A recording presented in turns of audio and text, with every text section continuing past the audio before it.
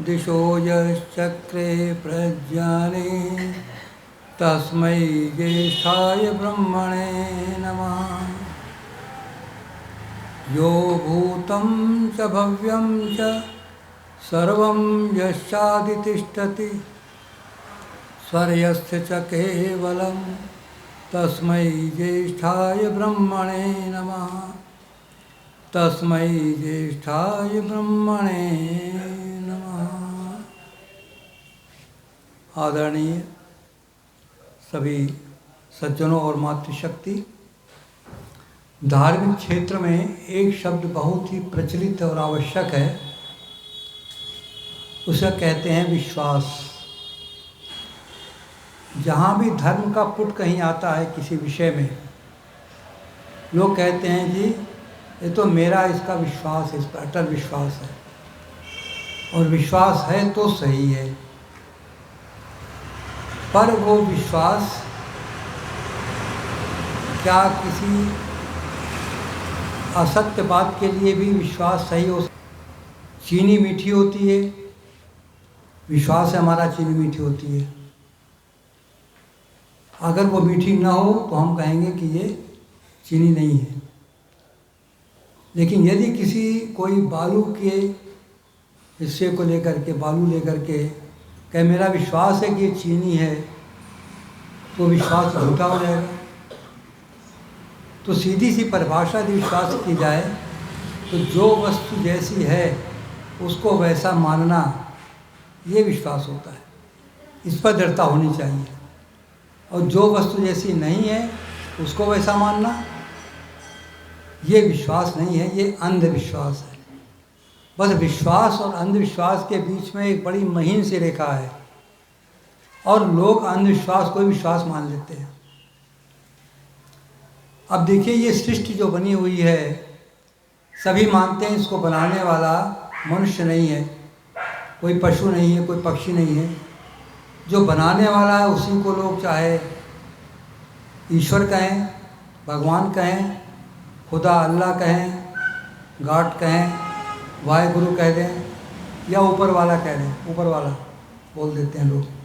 मानता है लोगों की कि ईश्वर जो है ऊपर कहीं स्वर्ग में रहता है, सब जगह रहता है, पर लोग मानते हैं कि ऊपर रहता है, तो कहते हैं ऊपर वाला जाने, ऊपर वाले की कृपा हुई तो ऐसा। जो भी हो, तो ये संसार उसने बनाया है, तो संसार के नियम भी उसने बनाए हैं।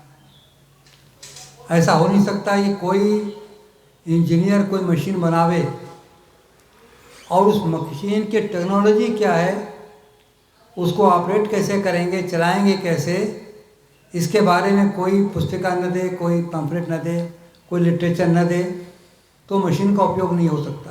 सीधी सी बात है, चाहे छोटी मशीन हो चाहे बड़ी मशीन हो। तो परमात्मा ने सृष्टि को बनाया, तो क्या बना करके यूं ही छोड़ दिया?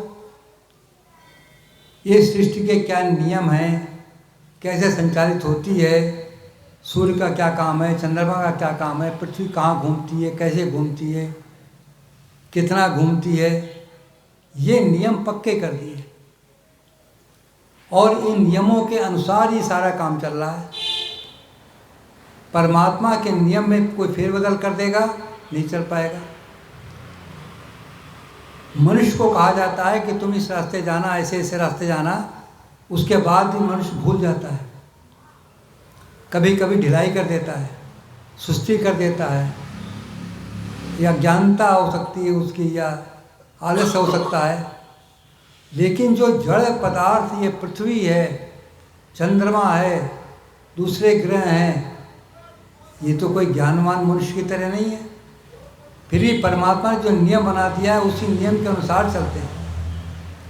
पृथ्वी सूर्य के चारों ओर अंडाकार रेखा पर चलती है, और बिल्कुल निश्चित समय पर चलती है।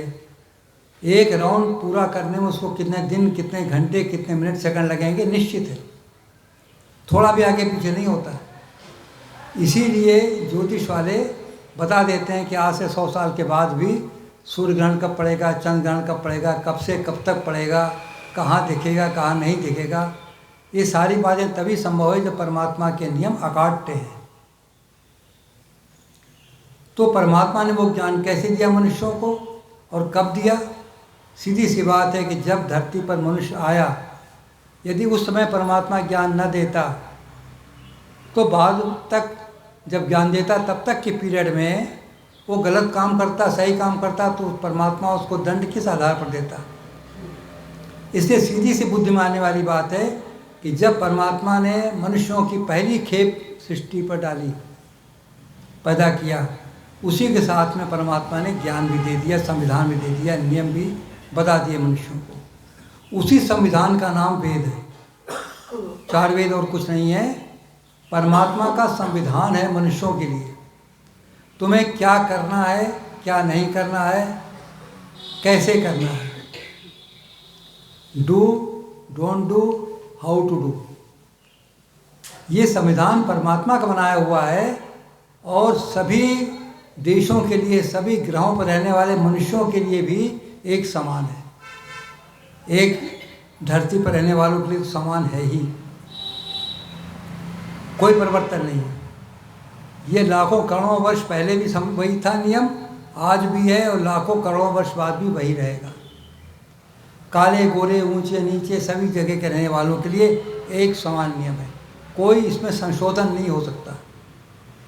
बनाने वाला परमात्मा है, संशोधन परमात्मा करे और कौन करेगा? परमात्मा संशोधन करता नहीं है। क्यों नहीं करता है? कि वो पूर्ण ज्ञानी है, वो सर्वज्ञ है, वो 100% जानकारी उसको है। मनुष्य कितना भी ज्ञानवान हो जाए, विद्वान हो जावे, मनुष्य सर्वज्ञ नहीं हो सकता है, अल्पज्ञ रहेगा। जो बाकी जो पशु पक्षी हैं वो तो अज्ञ हैं, जानते नहीं हैं, उनको ज्ञान नहीं है। स्वाभाविक ज्ञान जो परमात्मा ने दे दिया उसके आधार पर खाते पीते उठते बैठते संतान उत्पत्ति करते हैं, लेकिन बाकी उन्हें ज्ञान नहीं है क्या करना चाहिए क्या नहीं करना चाहिए, कोई ज्ञान नहीं है। क्या हिंसा होती है क्या अहिंसा होती है, कोई ज्ञान नहीं है। क्या भक्ष्य पदार्थ है क्या अभक्ष्य पदार्थ है, कोई ज्ञान नहीं है। पर मनुष्यों को ज्ञान भी है, उतना ही ज्ञान है जितना वेदों के द्वारा परमात्मा ने दिया। तो मनुष्य अल्पज्ञ है, इसलिए मनुष्य का बनाए हुए संविधान में संशोधन होते हैं। 100 से अधिक भारतीय संविधान में संशोधन हो चुके हैं। 75 वर्ष हुआ है, 110 से अधिक संशोधन भारतीय संविधान में हो चुके हैं और अभी आगे भी होंगे। यानी औसतन 1 साल में 1 से ज़्यादा संशोधन हो रहे हैं। संशोधन आदमी तब करता है जब कोई कमी रहती है। परमात्मा के ज्ञान में कोई कमी नहीं है, परमात्मा का दिया हुआ वेद भी उसी प्रकार का है। बाद के जो संप्रदाय चले, मजहब चले, पंथ चले, वो बाद में चले, वो समय की स्थिति को देखते हुए उन्होंने उस पर बातें रखी। जैसे मुसलमानों के यहाँ बहुत सी बातें ऐसी हैं जो रेगिस्तान के लिए तो अच्छी हैं पर भारत के लिए अच्छी नहीं है, यहाँ की भूमि के लिए अच्छी नहीं है। लेकिन वेदों में जो बातें हैं वो सब के लिए हैं। इससे वेदों में ये नहीं कहा गया है हिंदुओं तो मुसलमानों को काट दो, ऐसा नहीं कहा गया। बताया गया है मनुष्यों ये कर्म करो तो तुम अच्छे बनोगे। तो परमात्मा ने जो ज्ञान दिया वो ज्ञान पूर्ण है, सत्य है, अपरिवर्तनीय है, उसमें कोई बदलाव नहीं कर सकता, बदलता नहीं है वो नियम। तो अब इस आधार पर 2-3 बातें हैं जिसको अगर आप मान लेंगे तो आप भ्रमित नहीं होंगे और अंधविश्वास में नहीं फंसेंगे। पहली बात तो ये कि ईश्वर के जो नियम बने हुए हैं उसमें कोई परिवर्तन नहीं कर सकता। तो क्या होगा? जो कहानियाँ कथाएं जो कही गई पुराणों में, एक असुर था, उसने तपस्या की शिव जी की और उनसे कहा, वरदान मांगा, ऐ शिव जी मैं कभी दिन में भी न मरूं, रात में भी न मरूं, सुबह घर के भीतर भी न मरूं, घर के बाहर भी न मरूं, कोई मनुष्य भी हमको न मारे, कोई जानवर भी हमको न मारे, आदि आदि। और शिव ने कहा तथास्तु। तो जब उसको मारना हुआ तो भगवान को नरसिंह का शक्ल बनानी पड़ी कि जो आधे मनुष्य थे आधे पशु थे। समय रखा गया सायंकाल का, गोधूल बेला का, दिन समाप्त होने वाला है, रात शुरू होने वाली है। स्थान चुना गया, दरवाज़ा जो गेट था उसके चौखट पे, घर के अंदर भी नहीं है, घर के बाहर भी नहीं है। ये नाटक करने की क्या ज़रूरत थी? अगर मारना ही था तो हार्ट फेल कर देते।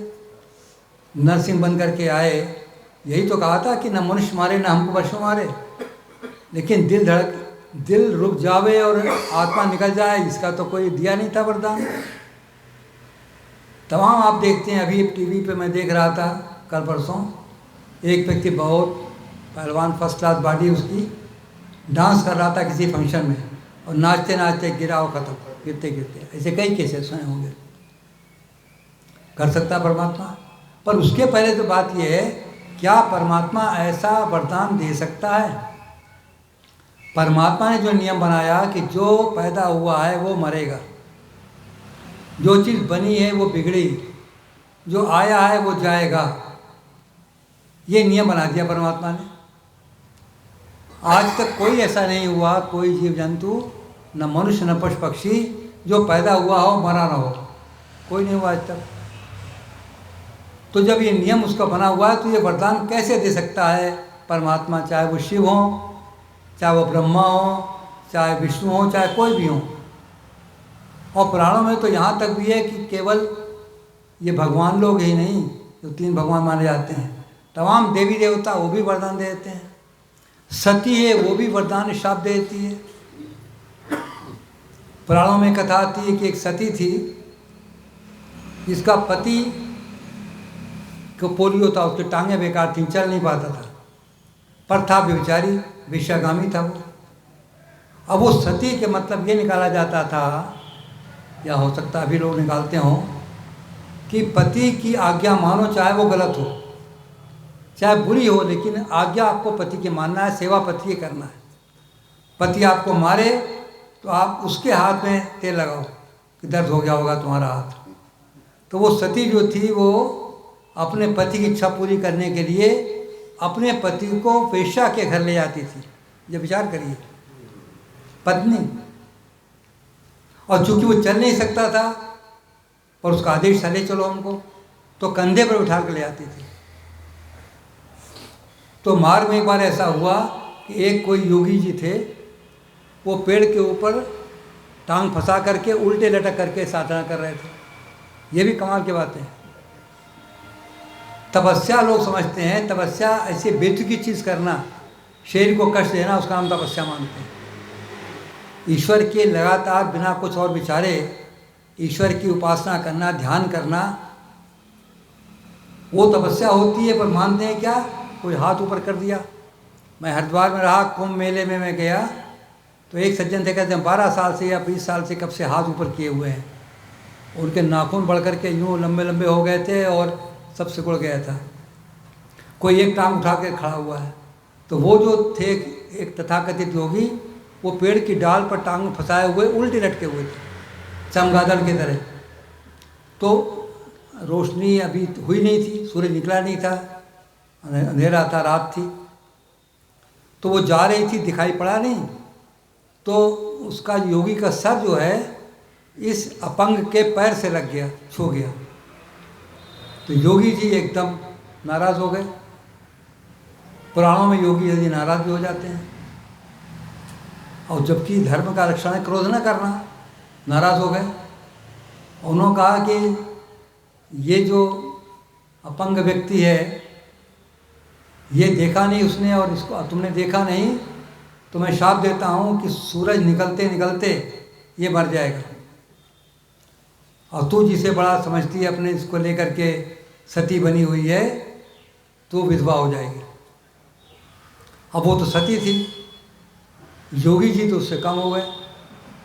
लोग कितना दान कर लें, परमात्मा का साक्षात्कार लिया होगा, लेकिन वो तो सती है तो सती है, और इतनी उच्च स्तर की सती कि अपने पति को वेश्या क्या ले जा रही है।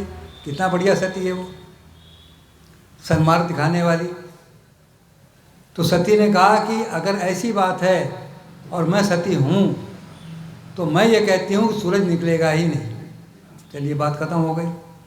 न सूरज निकलेगा, न योगी जी का जो शाप है वो कंप्लायंस होगा उसका।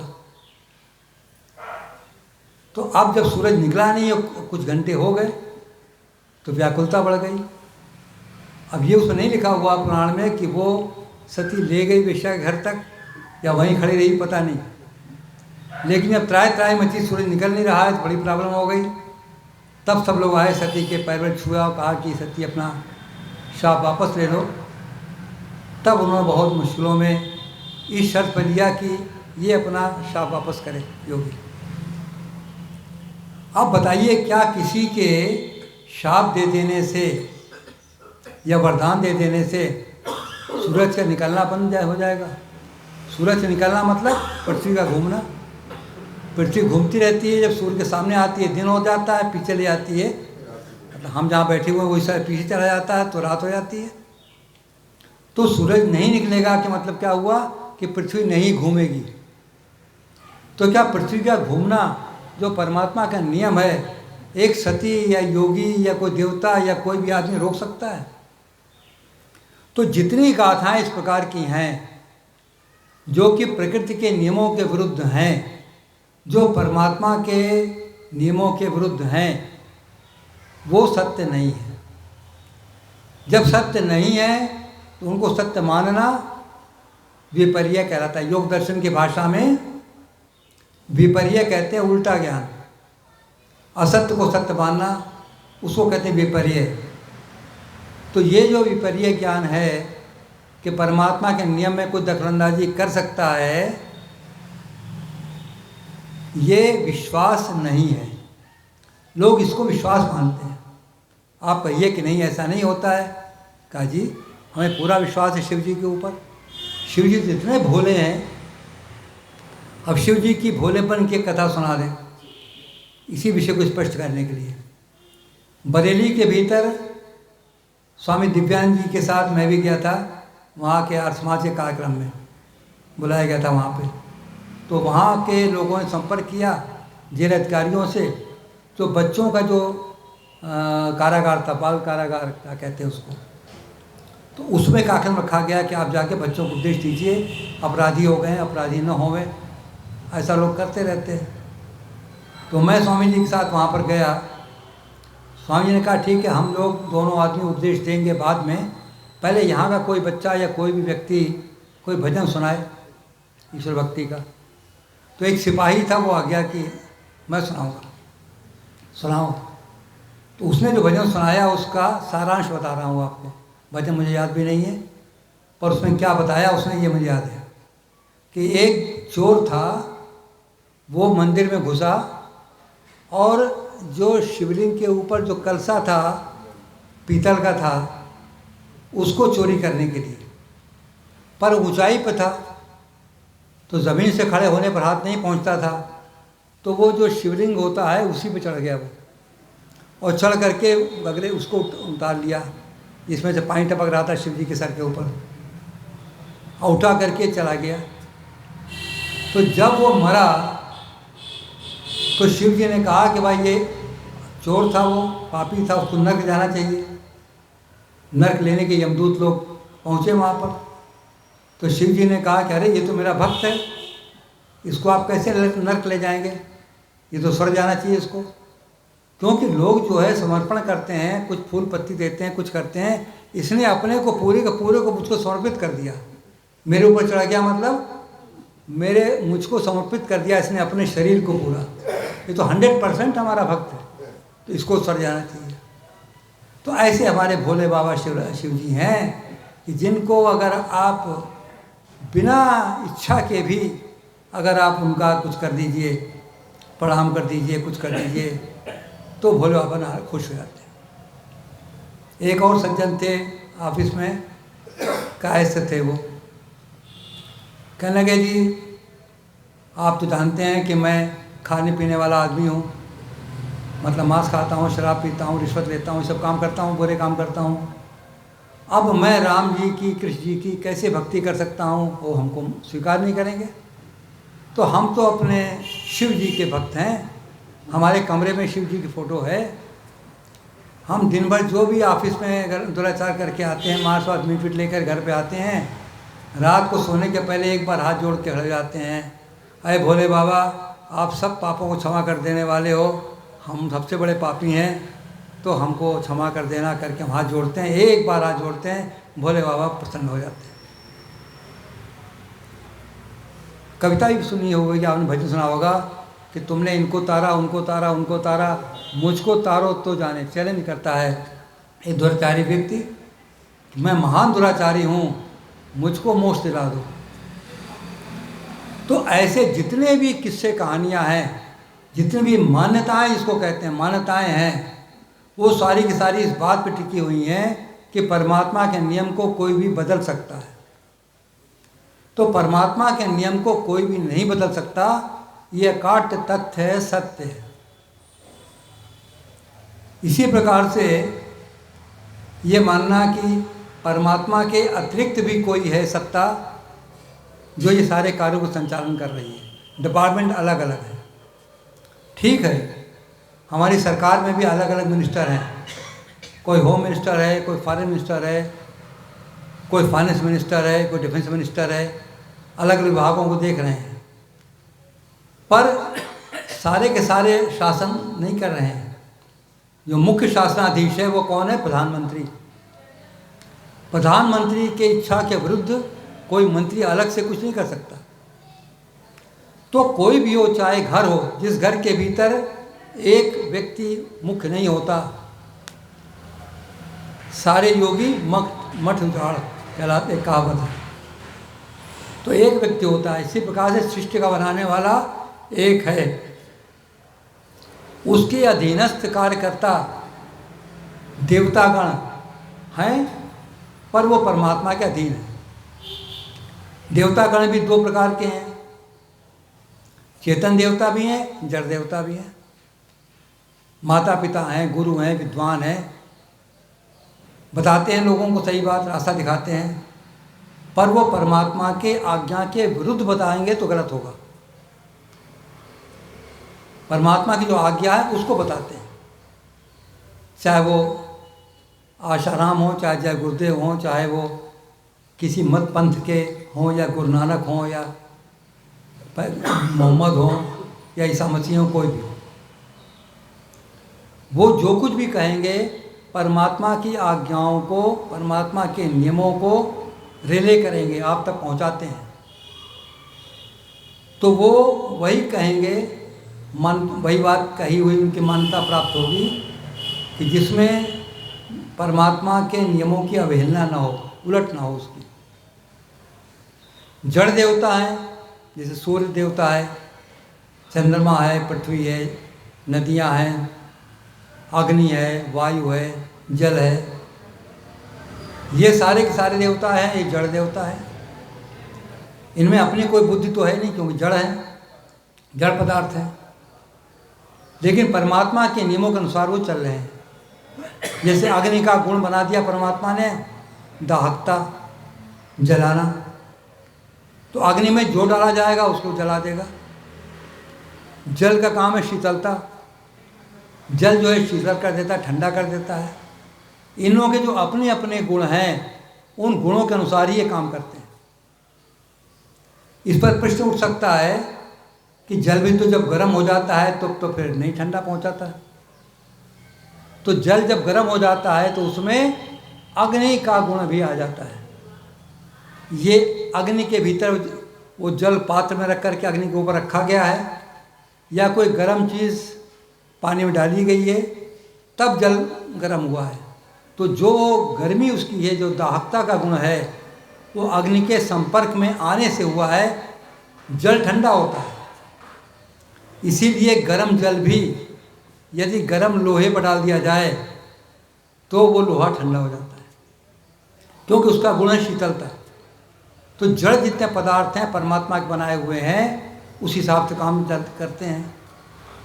चेतन जितने भी हैं उनको भी साधन परमात्मा ने दिया, तो उस हिसाब से काम करते हैं। हम हैं, आप हैं, मनुष्य हैं, हम देखते हैं आँखों से, तो आँखें किसने बनाई? हम हाथ से कार्य करते हैं तो हाथ किसने बनाया? हम शरीर से कार्य कर रहे हैं, शरीर किसने बनाया? हम बुद्धि से कार्य कर रहे हैं, बुद्धि किसने बनाई? हम मन से विचार करते हैं, मन किसने बनाया? परमात्मा ने। तो परमात्मा के दिए हुए साधन हमारे पास हैं, परमात्मा के दिए हुए नियम हमारे सामने हैं। उन नियमों के आधार पर, उन साधनों से हम कार्य जब करते हैं तो परमात्मा के अनुकूल कार्य करते हैं, परमात्मा के संविधान के अनुसार काम करते हैं और उस पर दृढ़ विश्वास रखते हैं कि ऐसा ही होगा, उसको विश्वास कहते हैं। और जब कोई और व्यक्ति आकर कह दे कि ईश्वर के नियमों के विरुद्ध भी कार्य हो सकता है, ऐसा भी हो सकता है। कोई कह दे कि मछली के पेट से मनुष्य पैदा हो गया, सृष्टि नियम तो ये नहीं है। मनुष्य के से मनुष्य पैदा होगा, कुत्ते से कुत्ता पैदा होगा, सूअर से सूअर पैदा होगा। जो पशु पक्षी जो भी है, जो है उससे वही पैदा होगा। ऐसा नहीं होगा कि बिल्ली के पेट से कुत्ता पैदा हो जाए, कुतिया के पेट से जो है वो घोड़ा पैदा हो जाए, ऐसा नहीं हो सकता है। अगर कहीं लिखा है किसी पुस्तक में, जिसको हम धर्म की पुस्तक मान रहे हैं, उसमें लिखा हुआ हो कि हनुमान जी ने थूका और उसने निगल लिया मगर ने, तो उससे मनुष्य पैदा हो गया, मकरध्वज उसका नाम हो गया,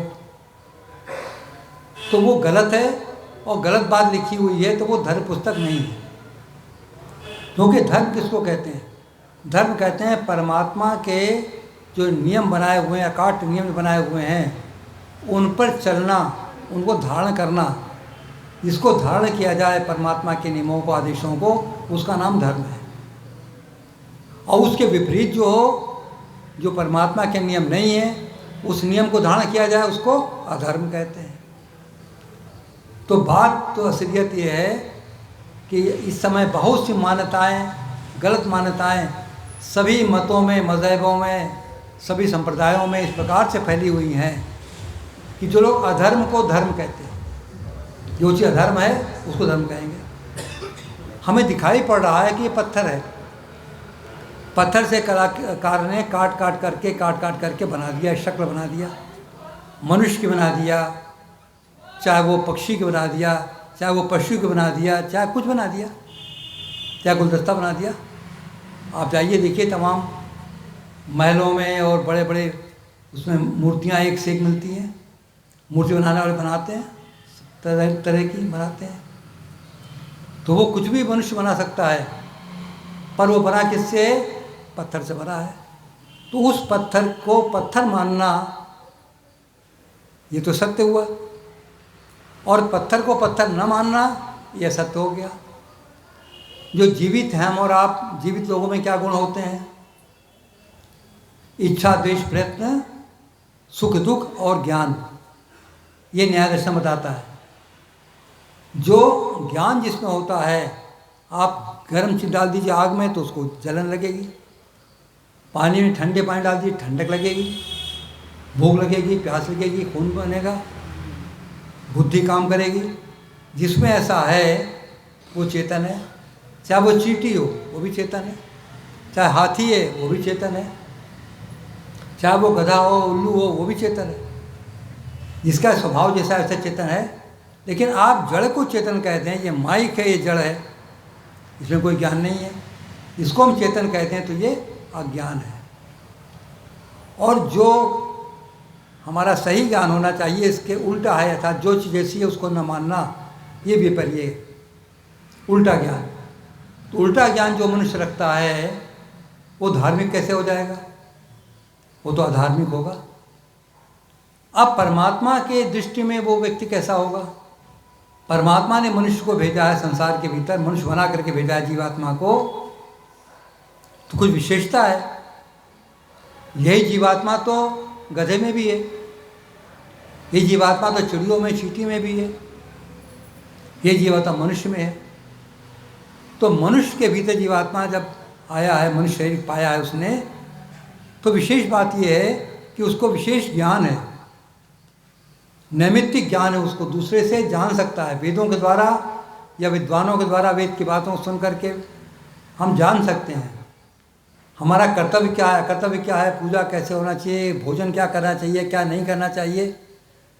लोग कहते हैं जी ये शेर खाता है बकरे को, तो हम भी खा लेते हैं बकरे को, तो शेर से मुकाबला करते हैं, मैं शेर हूँ। अरे शेर में ज्ञान कहाँ होता है? शेर में ज्ञान तो नहीं होता है, मनुष्य में तो ज्ञान होता है। शेर तो पुस्तक नहीं पढ़ सकता है, समाधि नहीं लगा सकता है, उसका मोक्ष तो नहीं हो सकता है। तो परमात्मा ने मनुष्य शरीर दिया है हमको इसलिए कि हम परमात्मा के ज्ञान को, संविधान को जानें, आचरण करें, और करके हम इस बार बार के शरीर में आने के जो कारागार है हमारा, इस बंधन से मुक्त हो जावें, आनंद को प्राप्त करें, परमात्मा का आनंद उसको प्राप्त करें। इससे मनुष्य शरीर में आए हैं। और मनुष्य शरीर में आकर के भी यदि हम परमात्मा के ज्ञान वेदों के अनुकूल न वर्तते हुए और विपरीय ज्ञान रखते हैं और हम उल्टा ज्ञान रखते हैं, हम चेतन को जड़ और जड़ को चेतन मानते हैं, तदनुरूप आचरण करते हैं, नाटक करते हैं, तो परमात्मा क्या हमको मोक्ष दे देगा? चाहे वो 12 घंटे पूजा करता हो। कई पुजारियों को मैंने देखा है बहुत देर तमाशा करते हैं। ये फूल उठाएंगे तो उस मूर्ति पर रखेंगे, फिर वो उठाएंगे वहाँ पर रखेंगे, फिर कपूर बत्ती अगरबत्ती वहाँ जला कर रखेंगे। बहुत परिश्रम करते हैं। सुबह उठ जाते हैं 4 बजे, सूर्य निकलने के पहले, नहाते भी हैं, सब कुछ करते हैं। उसको राधे राधे राधे राधे बकते रहेंगे। कहाँ राधे लिखा हुआ है? राधे परमात्मा का नाम है। एक महापुरुष के साथ किसी को जोड़ दिया, उसको रटते हैं। अभी मैं मथुरा गया था, वहाँ देखा मैंने जो पुरुष तो पुरुष, स्त्रियाँ, लड़कियाँ गाल पर मत्थे पे राधे राधे राधे राधे, वो कुछ उनका बना हुआ है कट कट करके, और उसी से वो डालते हैं, बन जा रहा है। यहाँ यहाँ यहाँ यहाँ सब लड़कियाँ औरतें गालों पे राधे राधे। कौन है राधे? तो परमात्मा क्या चाहता है? महर्षि लिखते हैं परमात्मा जीवों की भलाई चाहता है। जिसके अच्छे कर्म होते हैं उसको मनुष्य योनि भेजता है, जिसके बुरे कर्म होते हैं उसको पशु पक्षी योनि भेजता है। पशु पक्षी अज्ञानता के योनियाँ हैं, वहाँ रह करके कोई विद्वान नहीं बन सकता, कोई मोक्ष नहीं पा सकता। लेकिन मनुष्य योनि में आकर के मनुष्य जन्म मरण के बंधन से मुक्त भी हो सकता है, आनंद को प्राप्त कर सकता है, अपना भी उद्धार कर सकता है, दूसरों का भी उद्धार कर सकता है। फिर परमात्मा की आज्ञा को न मानना, परमात्मा के जो नियम बने हुए हैं, 8 नियम हैं, उनमें परिवर्तन मान लेना, ऐसा करना था ऐसा कर दिया। जो चीज़ें प्रकृति के नियमों के विरुद्ध हैं वो असत्य है। ये बिल्कुल कसौटी सत्ता प्रकाश के 3 समोल्लास में महर्षि ने कसौटियाँ दी हुई हैं, 5 कसौटियाँ, क्या सत्य है क्या असत्य है उसको जानने के लिए। उसमें ये मुख्य है कि प्रकृति के नियमों के अनुकूल जो है, अनुसार जो है वो सत्य है, प्रकृति के नियमों के अनुकूल जो है वो असत्य है। कोई कहे कि कान में हवा घुस गई तो बच्चा पैदा हो गया, उसका नाम कर्ण हो गया। कोई कहे सूरज जो है वो कुंती के पास उनकी किरणें आ गईं तो उनसे बच्चा पैदा हो गया तो अर्जुन हो गया वो। अरे सूरज की किरणें तो सबको प्राप्त होती हैं, सूरज कोई मनुष्य है तो बच्चा कैसे पैदा होता है मनुष्य का या पशु पक्षी का? परमात्मा ने एक नियम बना दिया। वो नियम के प्रतिकूल कोई कहेगा अब कान में हवा घुस जाने से क्या बच्चा हो जाता है किसी? तो कान में तो मनुष्यों के भी घुस जाएगा, पुरुषों को घुस जाता है। इसलिए हम जो भी करते हैं, चाहे संसार के कार्यों को करते हैं, चाहे परमात्मा की उपासना करते हैं, सब में देखें कि जो हम कार्य कर रहे हैं ये परमात्मा के आदेशों के अनुकूल है या प्रतिकूल है। यदि परमात्मा के आदेशों के अनुकूल है तब उस पर विश्वास कर लीजिए, दृढ़ विश्वास, पक्का विश्वास कर लीजिए। और कोई लाख कहता है कि मैंने देखा है कि एक आदमी जो था वो हवा में उड़ रहा था बिना प्लेन के, या और इस प्रकार असंभव बात कोई कुछ कह दे। एक आदमी था, हमने किताब में पढ़ा हुआ है, अगस्त मुनि नाम का, उसने उठाया चिल्लू में समुद्र को पी गया, पूरा समुद्र ही पी गया। लिखा हुआ किताब में, लाख किताब में लिखा हुआ हो और लाख कोई कहे कि मैंने देखा है, विश्वास मत करिए, क्योंकि वो प्रकृति के नियमों के विरुद्ध है। उस पर विश्वास करना ही अंधविश्वास है। और जो बात सत्य है उस पर हम विश्वास करेंगे, दृढ़ता से विश्वास करेंगे। कोई लाख कहेगा विश्वास मत करो, हम नहीं टिकें कि नहीं, ऐसा हो नहीं सकता। कोई कहता है, बहुत से लोग कहते हैं कि जो अच्छे काम करने का कलयुग के ज़माने में बुरा नतीजा होता है, अच्छे काम करो तब भी भगवान वो दंड देगा हमको, और जो बुरे काम करने वाले हैं वो सुख पा रहे हैं, परमात्मा उनको सुख दे रहा है। परमात्मा कभी बुरे काम करने वालों को सुख नहीं देता, अच्छे काम करने वालों को दंड नहीं देता। हमको पता नहीं कि हमने पूर्व जन्मों में कौन कौन से कर्म किए हैं, उनका जब फल मिलता है तो हम चिल्लाते हैं मैंने तो इस जन्म में कोई बुरा कर्म किया नहीं। तो परमात्मा कहता है कि हम तुमने पुराने जन्म में जो कर्म किए हैं उनका फल तो मिलेगा। अगर पुराने जन्मों का फल न मिले, जिस जन्म में किया उसी जन्म में फल मिल जाए, तो फिर पुनर्जन्म किस आधार पर हो? सारे कर्मों फल हमको मिल गया इस जन्म में, तो अगला जन्म हमारा कहाँ होगा? तो जो हमारे कर्म के फल बचे हुए हैं वो के आधार पर अगला जन्म मिलता है। इसलिए अंधविश्वास को त्यागना और विश्वास को दृढ़ करना मनुष्य मात्र का धर्म है।